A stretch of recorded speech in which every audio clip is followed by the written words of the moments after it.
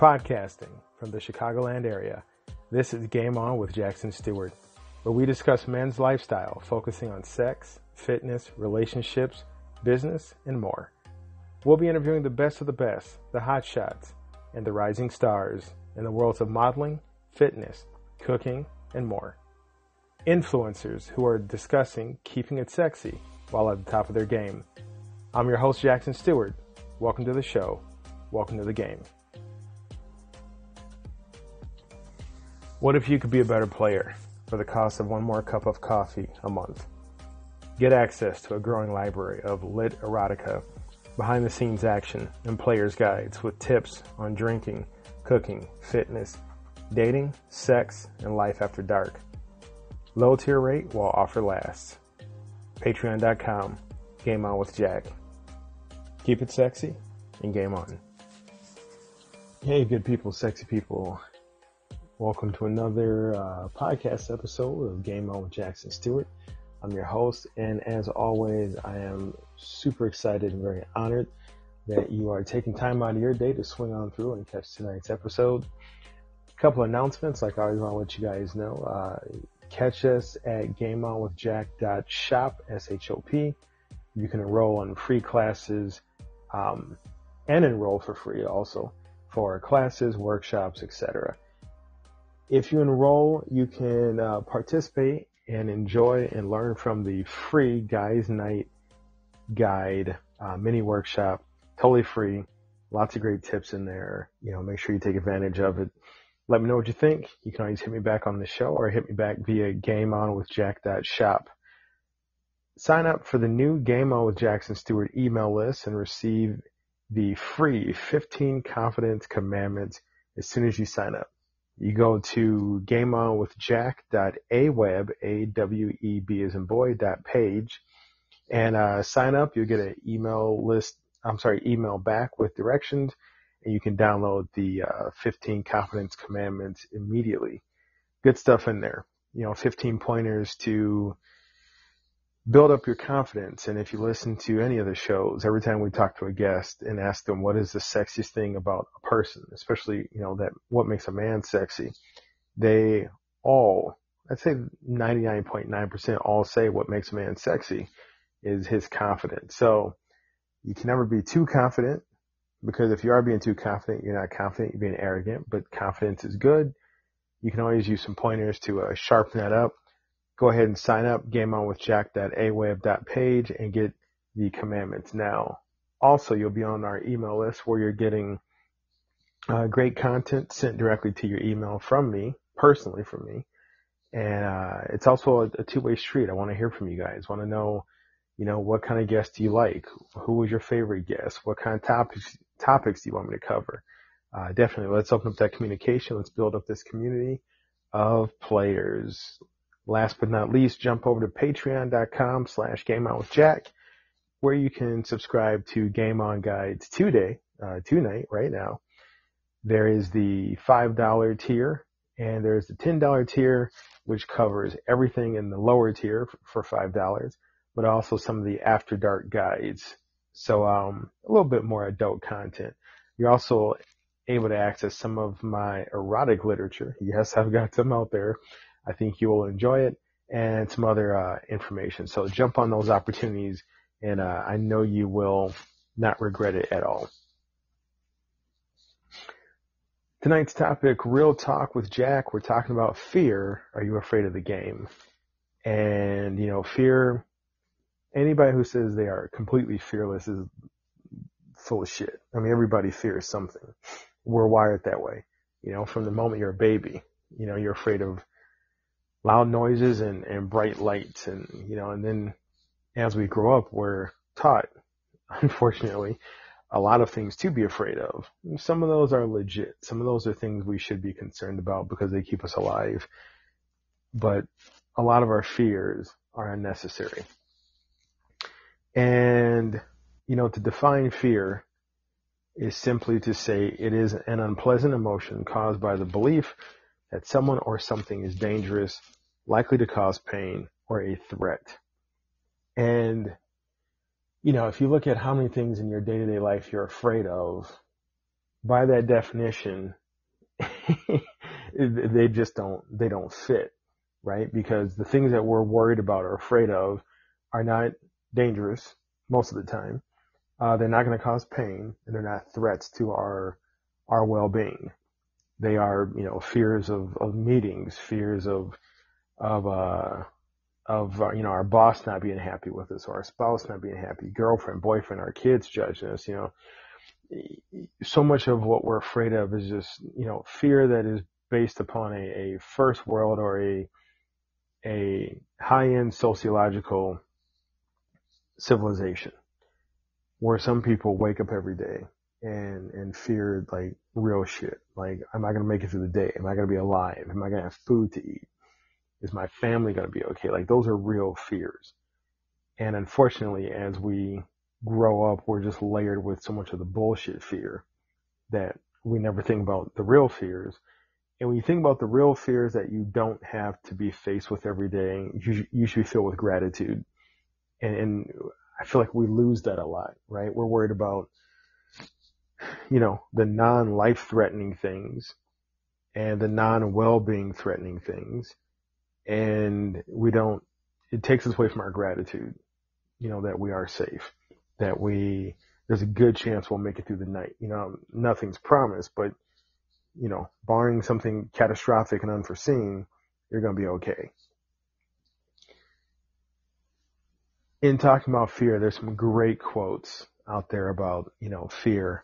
And some of the ones that jump out to me, Babe Ruth, legendary baseball player, don't let the fear of striking out hold you back. Couldn't say it better than that. Helen Keller, the activist, the writer, the artist, the one of the first influencers, I'm sure, if you want to go back and apply that title. She said, avoiding danger is no safer in the long run than outright exposure. The fearful are caught as often as the bold. Like, how badass was Helen Keller, right? Like, she's born blind. I think she was born mute, unable to speak. She learned sign language while blind and unable to speak, and then became a writer and a personality and a speaker, so to say. And the fearful are caught as often as the bold. That's just like saying, hey, shit, you might as well just try anyway,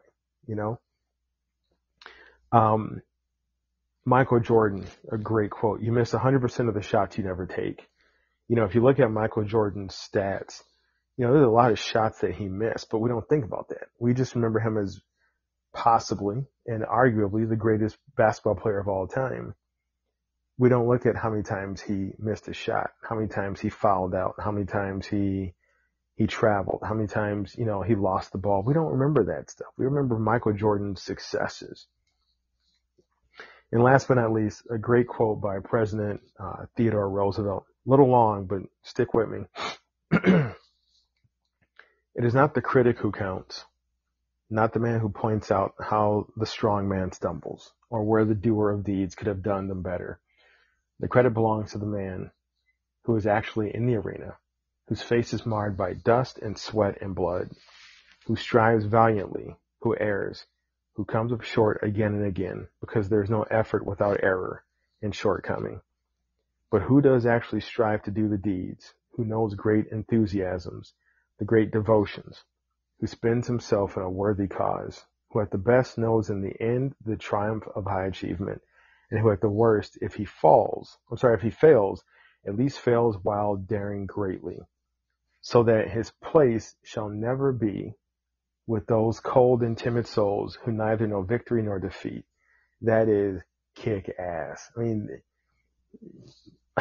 like, the credit belongs to the man who is actually in the arena.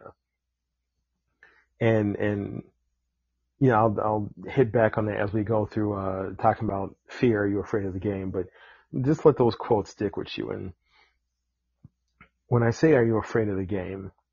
And we've said it numerous times, the game here is what, right? The game is, maybe it's the game of being physical for you. Maybe it's the game of being more active, getting into shape. Maybe it's the game at work, getting the promotion, standing out, leading a team, Maybe it's a relationship game, asking out a special someone, dating more sex, more passion.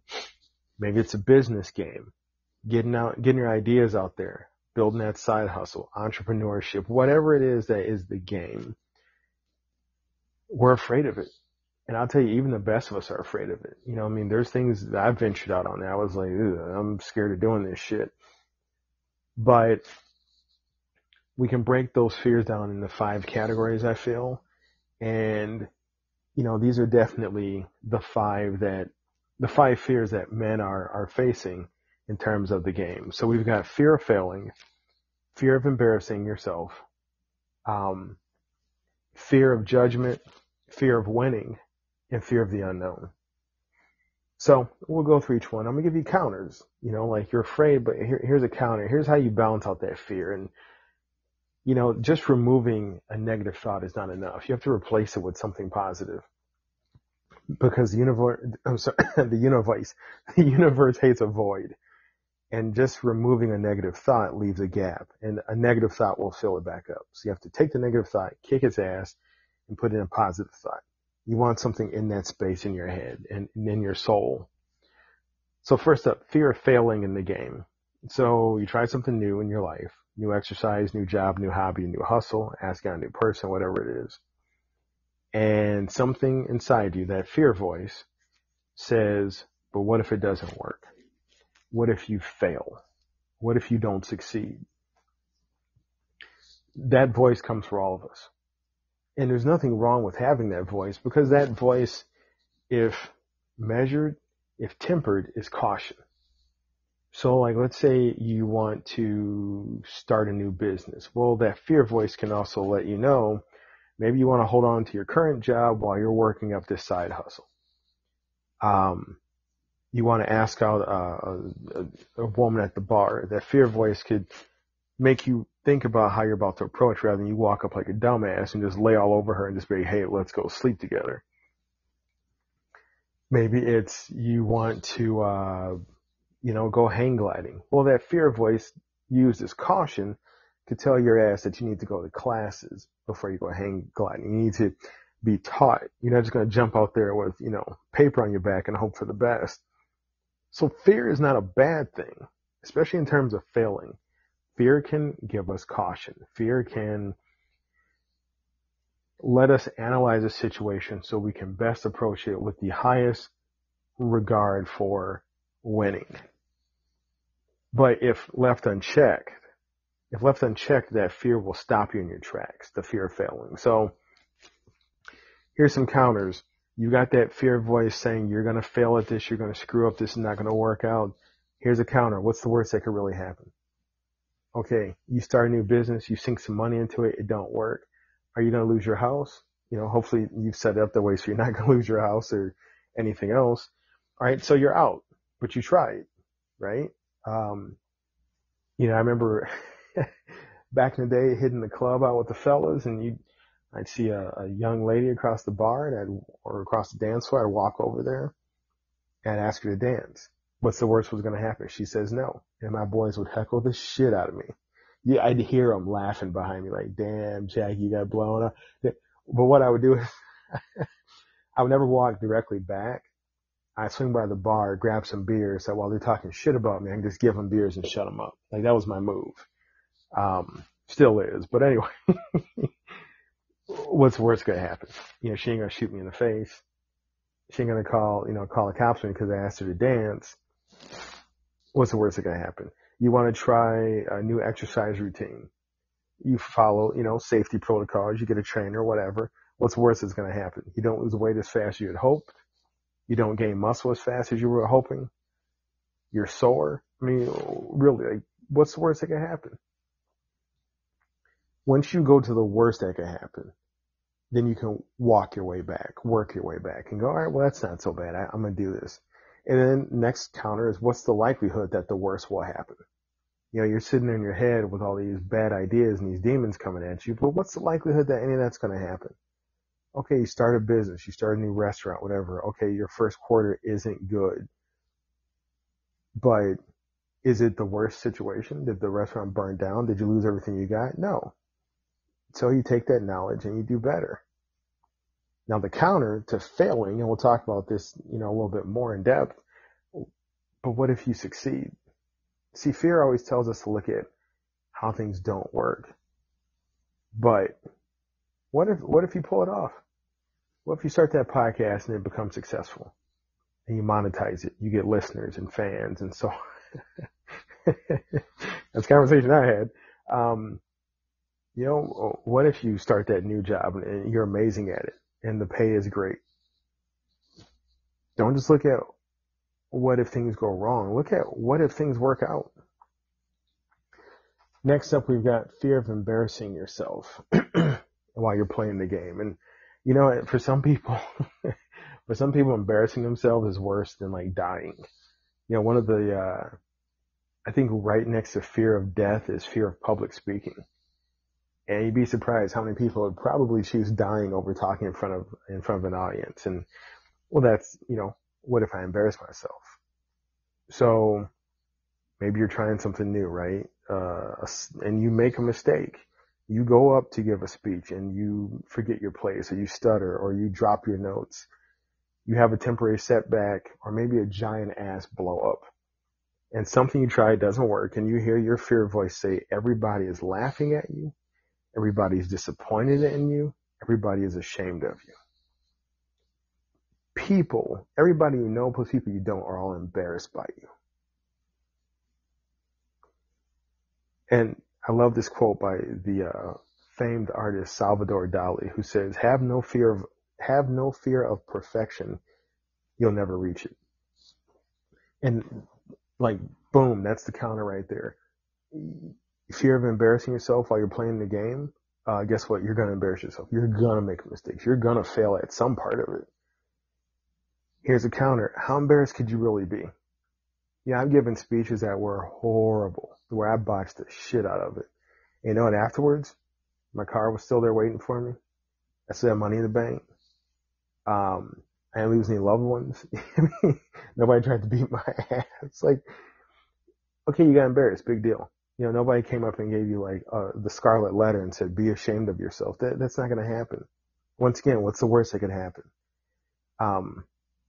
Another counter, nobody has nailed anything perfect the first time. First of all, there's no perfection. This is not, somebody pitches a perfect game. It's still things they would have done different when they were pitching. So if you make a mistake and you feel like you're going to embarrass yourself, you are in company with everybody else in creation. Even people who are successful in what quote unquote looks like the first time have had moments where they thought, ooh, that did not go good. I'm kind of embarrassed. You're part of this humanity. So take comfort in that and move on. Be proud of failing rather than embarrassed by it, because anybody shaming you, back to that Theodore Roosevelt quote, it's not about the critic, because the critics aren't even brave enough to get down there in the arena. They're not even brave enough to try. It's easy to sit in the nosebleed seats and talk shit about people. And,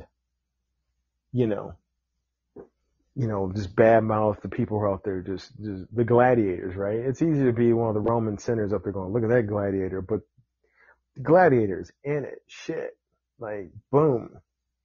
So don't be embarrassed. If anything, be proud. No people should be ashamed and should be less than, because, they can't even get down there in it. And try again, because next time you come back, you're going to be coming back from a place of experience rather than, starting from the get-go. And one of my, one of my favorite speakers, E.T. If you guys know who E.T. is, I mean, he's just such an amazing motivator, and just, look up E.T. the hip hop preacher. Look him up on YouTube. Look him up he's everywhere, but, he has this great story about, if you're taking a class and you're flunking, like, don't disappear from the class. Complete the class, and when you take it over again, you're now starting like ahead of the curve, because you know what's coming. even though you failed it the first time. So that place of experience is big, and don't be ashamed of it, you know? Next up, we got fear of judgment by how you play the game. So, you know, you're trying something new, failing, succeeding, etc. And you got that fear voice, and it's telling you, you know, you're being watched. Look at what they're thinking. Look at what they're saying. Oh boy, you know, I don't know if you should be doing this. They're viewing every step you make, etc. That goes back to a little bit of fear of embarrassment. That goes back a little bit to fear of failure. Just this idea that people are watching you. So where embarrassment, you screwed up and people are laughing at you. Judgment, you're still moving through the game. You're not winning, you're not losing, you're just going through it, and people are talking shit about you. So here's some counters for that. First up, really nobody's looking at you. Like, it's so funny. We do something new, right? We try something. We feel like all eyes are on us. Everybody's worried about their own shit, like real talk. It's a weird type of self-centeredness, you know, without the conceit and the arrogance, but you just feel like, oh my God, everybody's looking at what I'm doing and, you know, how I'm playing this part of the game. And everybody's sitting there with scorecards. No, nobody's really giving a damn. People are going to notice when you win. People are going to notice when you lose. Everything in between, nobody's paying attention to, because life is happening to everybody at the same time. So you need to find some type of calm, some type of peace in the fact that nobody's watching you, man. Nobody's sitting there judging you. People are about their own shit. And here's a good example. If you ever had to go to a sporting event, very few people are paying attention to every single step. If it's professional sports, if it's school sports, you're just looking at the scoreboard, and when something big happens, you're like, oh shit, what just happened? Most of the time you're thinking about, oh man, like parking's going to be traffic's going to be a nightmare. I'm hungry. I feel like going to get some popcorn or nachos. Like, everybody's in their own world, man. Nobody's watching your shit that closely. Relax. And once again, the people who matter are not judging you, but they're helping you. The critics, fuck them. Because it's easy to sit up in the bleachers or up in the box and point fingers. Get down there in the arena with you. So don't worry about judgment. Judgment's bullshit. Fear of winning the game. Oh, this is a big one, because you would think it doesn't exist, but it exists big time. You try something new and you win. But that fear voice kicks in and says any of the following. You can't keep this up. They'll find out you're a fake. What about when you need to do more and you can't? You're going to lose eventually. This will change you. You're going to lose your family. You're going to lose your friends. Like, you know, that fear voice is good because it knows what to say. You know, it knows you because it's you, right? And you'd be surprised how many people don't try something because really they're afraid of being successful. We all think people don't try stuff because they're afraid of failing. No. More people than you think, more people than you know are afraid of trying something because what if it works out? What if I win? You know, like, let's say you do start a new side hustle and that damn thing takes off like hotcakes. And now you're like, oh shit, like, what do I do now? You know, and it's, I always think of it like, yeah, there's lots of TV shows that I've really enjoyed. And the first season is like phenomenal. And the third season, I'm like, what the hell is this shit about? Because they had an idea to be successful the first time or the first season. And then the executive said, no, we want you to keep going. And they couldn't keep it up. We've seen people fail by succeeding. You know, we've seen athletes who have great rookie seasons, but they stay in the game too long. Or boxers, you know, who fight just too long because they keep winning and they just don't want to, like, you know, they're scared of winning and they're scared of what comes after winning. And so that is normal. There's nothing wrong with you if you're deep down scared of winning. The counters for that, accept it. It's normal and it's healthy to be afraid of succeeding, because succeeding elevates you, right? Succeeding levels you up, and you don't know what to expect on the next level because you've been at this level for so long doing your thing that, like, oh shit, what is this like up here? This is alien. This is new to me. You've conquered what is down on the low, but at this new elevation, things are a little spooky to you. Next counter, address your fears. Okay, you've won, or you're gonna win. What are you scared of? You scared of changing? You don't have to. You scared, are you gonna have that sophomore slump? You were good at the first album, but can you do it again? Or first whatever? Look back at what won. Look back at what led you to succeed and replicate it. Big counter is get a grounding team. Have people around you, or have a person with you who can keep you grounded. If you're worried about changing, you're worried about, becoming somebody you're not, just have somebody who can pull you by the coattails and say, hey man, calm down. You're wilding out too much. When was the last time you talked to your girl? The last time you talked to your boy? When was the last time you talked to your kids? Like, somebody who can keep your feet on the ground, if that's what you're afraid of by winning. Lastly, and this may be, this hits on one of the biggest fears of all time. Fear of the unknown. And this speaks to like deep primal humanity. Everybody's afraid of what they don't know. Like, here's an example. I remember being a kid and I was scared of the dark. And I remember like waking up at night and like if I had to go get water from the kitchen or whatever, go to the bathroom, and if I had to cross a room, if the lights were on, cool, I could see everything in the room. Even if I went in the room and there was like 3 zombies, I'd be like, oh shit, like there's 3 zombies in the room, but I can handle it because there's 3 of them. But if I went in that room and it was pitch black, my brain filled that blackness with odds I could not handle. It wouldn't be 3 zombies. It'd be like 3,000 zombies and a giant shark. And I mean, our brain fills the unknown with insurmountable obstacles and odds that we cannot possibly try and contend with. When you're starting some new aspect of the game, your brain's going to fill up the unknown with things you cannot handle. And so much to the point that you're just going to feel unknown and terror. Like there's something out there that I can't figure out and it's going to get me. And that's your brain protecting itself, because that's what fear is. Fear is, it is a safety measure. It is part of you making sure you make it through the day. Your brain will race with thoughts of things in whatever that particular game is. Business, finances, sex, relationships, fitness, whatever.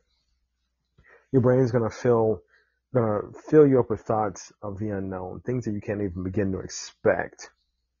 And, that's the shit that keeps you up at night. And here's some counters for that. Number 1, realize the absurdity of what your brain is feeding you. Like, your brain is telling you that, you're going to start this new side hustle, and then your boss is going to find out, and you're getting in trouble, and then, and now some of that's possible, but some of the unknown fears that you're going to hear in your head are absurd. Next counter, look at your successes. Look at how far you have come. Feel gratitude for that, and just feel like man, I've pulled off some cool stuff. Like, I've done some things. And if you were able to get this far, who's telling you that you can't get further? Who's telling you can't go farther? Who's telling you that you can't do more with your life? Who's telling you that you can't conquer more parts of the game? Last counter, sometimes the unknown can really lead to amazing opportunities. And remind yourself, and this goes back to look at your successes, you're good at new things. There are parts of you that are really good with the unexpected. And you need to look at those things and build up on them, accept them, embrace them, and realize that with that ability to handle the unexpected, none of these fears should make a difference to you. Acknowledge them, because the things that we resist and ignore grow. Acknowledge your fears. Give them time to talk to you. but then put them off to the side. Once you listen to your fears and you like go at them, they shrink exponentially. They just, and it's wild, man. But it's when we build our fear, it's when we ignore our fears, that ignorance, that avoidance is like food. It's fuel to your fear, and it just grows and gets bigger and bigger. And I remember there's a great story by, I heard it by Les Brown. I love speakers. I really do, especially great storytellers. And he tells a story about there's this kid who every day is walking home from school and this dog is like barking at him. And the dog scares the shit out of the kid every day. So the kid starts to avoid the dog, but in avoiding the dog, he adds like an extra, like, I don't know, 20 minutes to his walk, and he's tired and he's almost late for school. And this goes on day after day after day, week after week. And eventually the kid's like, damn it, I'm tired of this. So he gets a stick and he's walking and he's ready for this dog to run up and bark at him. He's like, all right, dog, it's you or me today. I'm tired of this shit. I'm tired of going on my way because I'm scared of you. And he comes face to face with the dog. The dog is barking and the kid looks and he realizes the dog has no teeth. Dog never had teeth. And that's what fear is. Once you look it dead in the face, you realize, like, what have I been afraid of? Like, bullshit, man. Like, so remember that bravery, fellas, is not the absence of fear, but it's action in spite of the fear. And you gotta be brave to play the game, player. And fortunately, you are brave. Some quick reminders. GameOnWithJack.shop. Enroll free for classes and workshops today and enjoy your free Guys Night Out Guide mini workshop. Sign up for the new Game On with Jackson Stuart email list and receive the free 15 Confidence Commandments now. GameOnWithJack.aweb.page. And lastly, swing on by patreon.com/GameOnWithJack, where you can subscribe to Game On Guides today. Plus, you get access to hot erotic literature written by yours truly.